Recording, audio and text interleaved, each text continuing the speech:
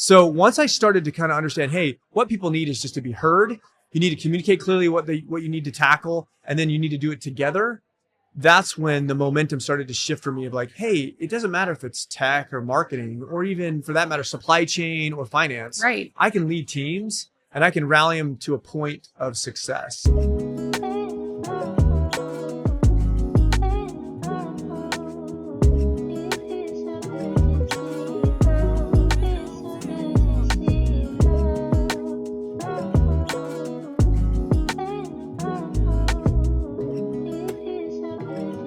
Hello, welcome to the Prosper Brief. I have the absolute pleasure today of being with Wade Allen, president of Costa Vida.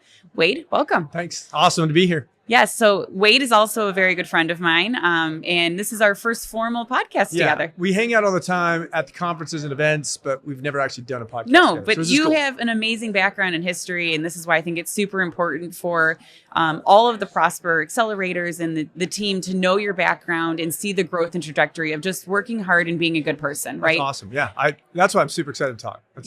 So, you have a very interesting background where you came from tech.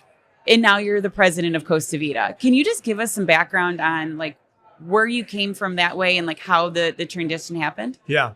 It's a weird thing. I don't think I picked this trajectory or where it was going, but I always had an affinity towards marketing and technology. And over the course of my career, I always kind of was on the forefront of innovation and change and kind of pushing the industry. I found restaurants and I continued to stay in that same capacity.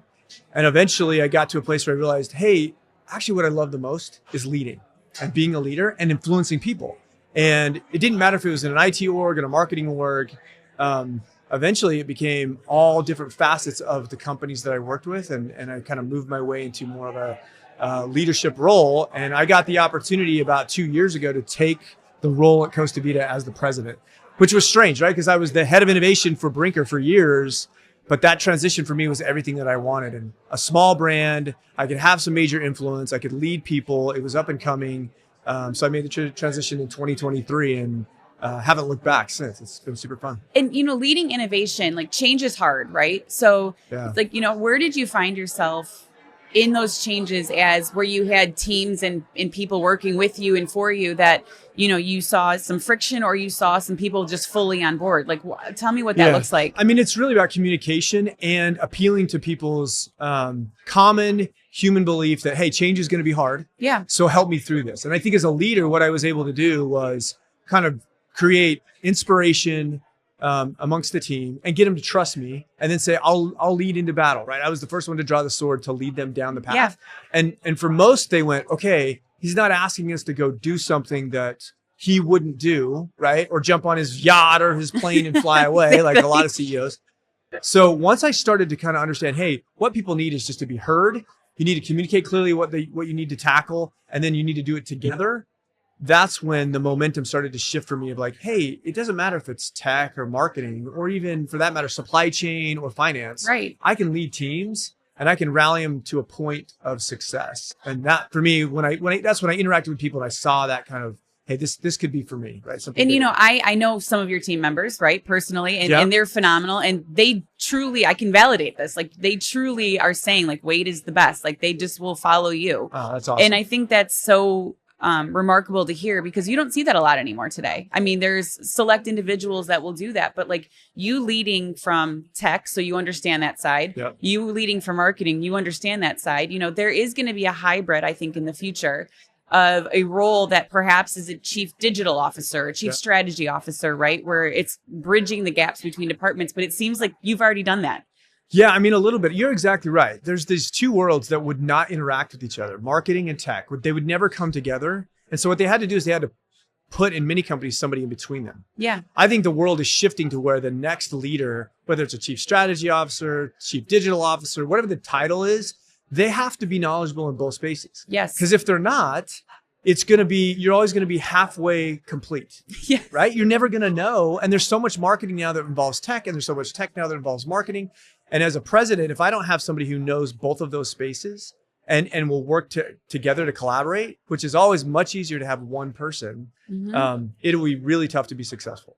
And, at the end of the day, like you were saying, just by acting, right? Leading the team into what you guys want to change, and communication wise, has there been moments, and there's been a big overall conversation and throughout this entire conference, right, where communication is key. Yeah. The why, right? But you need to make a decision. And so has there been a point in your career where you said that wasn't the right decision and had to go back? I mean, I think we all have them, but like, I think one of the big ones, it's been a interesting career, but I will think one most recent, when I was with Brinker, we were kind of launching these virtual brands, and we got a little drunk on the virtual brand thing. Like, let's just be honest. Everyone did. Everybody did. Everyone right? did. And we had some huge success with It's Just Wings, but then we launched Maggiano's Italian Classics, and it just wasn't right. And I knew it wasn't right. Like, I pushed it. I rallied the team. I drove them to the edge. We were really good. We were going to jump off this point. The leadership wanted it. And I just remember thinking in my bones, this was the wrong thing to do. Like, we were kind of getting greedy, right? And we launched it, and it was super painful. And I was, I had to unwind that and bring it back. And part of that communication was open and honest communication that, hey, I made a mistake, guys. I should have stood on the wall and defended not to go down this path, but we did. And so how do we actually wind this?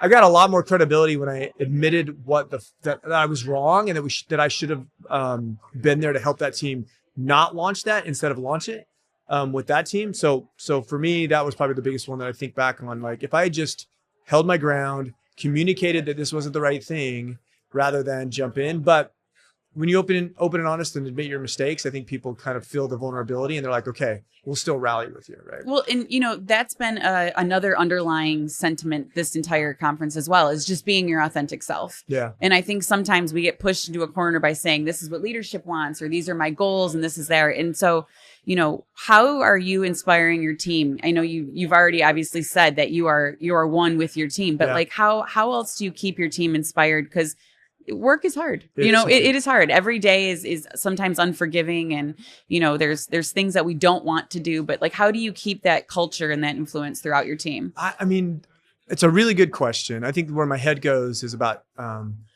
Franklin Covey wrote a book called Trust and Inspire. I don't know if you've read that book, but one of the key things in there was about really understanding that people bring their whole self to work.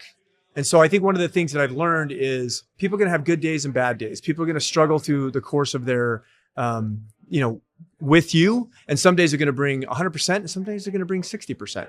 What I've really told the team is, look, the goal is, at the end of the day, the goal is to get to where we want to go as a company.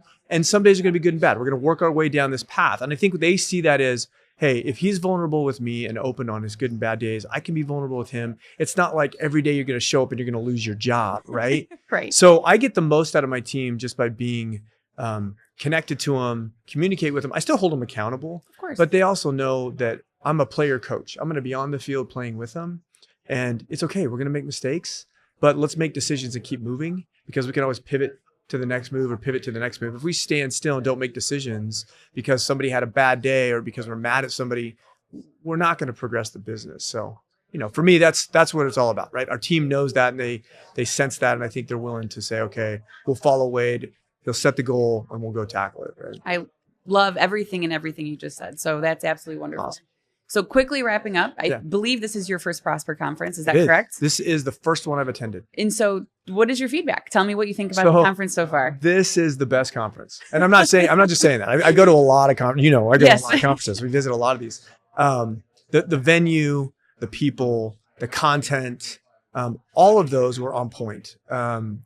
We're day 2, I think. Yeah. We have another day.